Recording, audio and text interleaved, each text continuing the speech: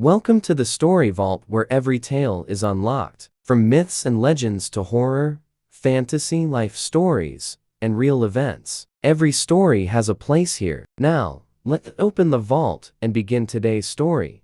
In every corner of the world, from small villages to busy cities, one scene repeats itself endlessly. People bowing their heads, not in prayer or reflection, but in the hypnotic glow of screens. Cafes once filled with chatter are silent as friends sit together, each lost in their own digital world. Parks that were once filled with children's laughter now echo with the sound of YouTube videos blasting from phones. Even weddings and funerals, the most sacred moments of human connection, are often interrupted by the urge to capture, post, and scroll. This addiction is not accidental. It has been carefully designed. Every ping, every vibration, every colorful notification is a trick to capture your brain's reward system. Neuroscientists explain that dopamine, the chemical of pleasure, is released with every like, every message, every new piece of content. Over time, the brain begins to crave it, just as it craves sugar, gambling, or drugs. But unlike other addictions, phone addiction hides in plain sight. Society even encourages it. Schools demand online learning. Jobs expect instant replies. Families normalize children watching screens at dinner just to keep them quiet. What begins as convenience slowly becomes control.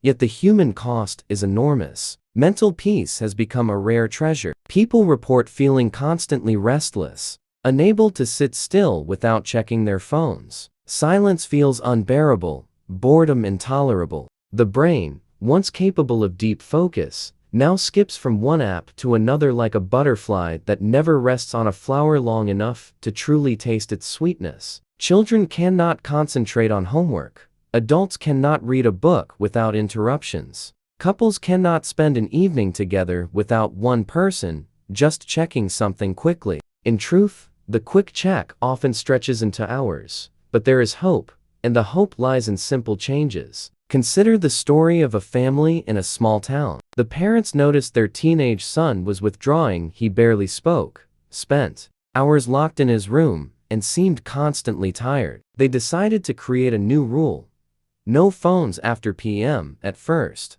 the boy was furious. He called them unfair, controlling, old-fashioned. But after weeks of struggle, something shifted. He began to come out of his room. He started talking again, laughing again. His sleep improved, his grades rose, and most importantly, his mood brightened. This story is not unique. It proves that boundaries, though difficult at first, can heal what addiction has broken. One of the most powerful tools for protection is creating rituals. Humans thrive on routine. When families decide to have screen-free dinners, those meals become more than just eating, they become sacred gatherings. When parents set aside family night without phones, children carry those memories for life. When individuals dedicate the first hour of the morning to journaling, meditation, or exercise instead of scrolling, the entire day feels calmer and more focused. Rituals act like anchors in the storm of digital distraction. Another story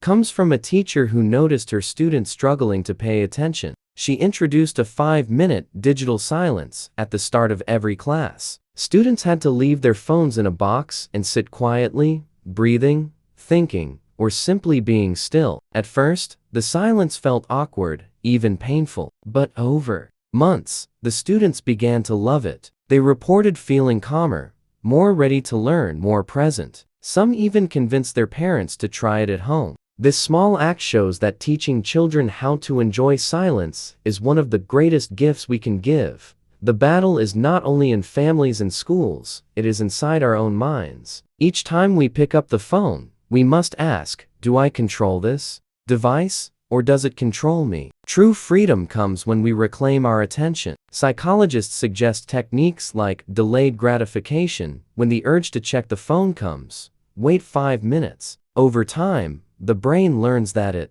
doesn't need instant stimulation. Another method is single tasking. Instead of watching TV while scrolling through social media and half listening to a conversation, we focus on one thing at a time. This rewires the brain for depth, not distraction. For the young generation, the challenge is even greater. Teenagers live in a digital universe where self-worth is measured by likes, comments, and followers. Many fall into anxiety, depression, and low self-esteem because of online comparison. But here too, we can protect them. Honest conversations are key. Parents and mentors must explain that social media is not real life, it is a highlight reel. The pictures are filtered, the happiness exaggerated, the success often fake. Children need to hear, again and again, that their true value lies in their character, their kindness, their creativity, not in digital applause. One of the darkest realities of addiction is its impact on childhood. A 5-year-old who grows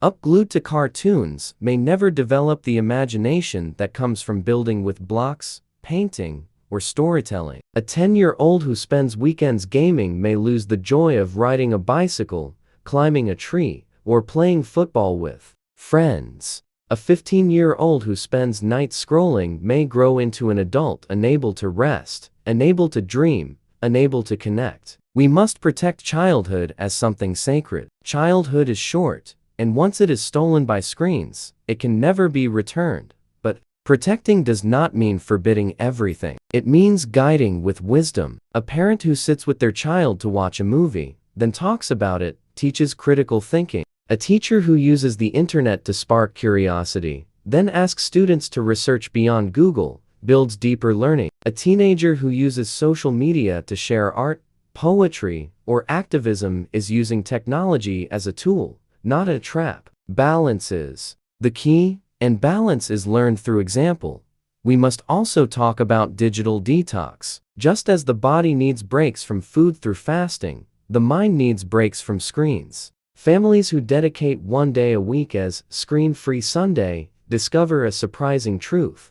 Life without phones is not boring, it is freeing. People sleep better, laugh more, and connect more deeply. Even a short detox, like turning off notifications for a week, can bring back a sense of peace.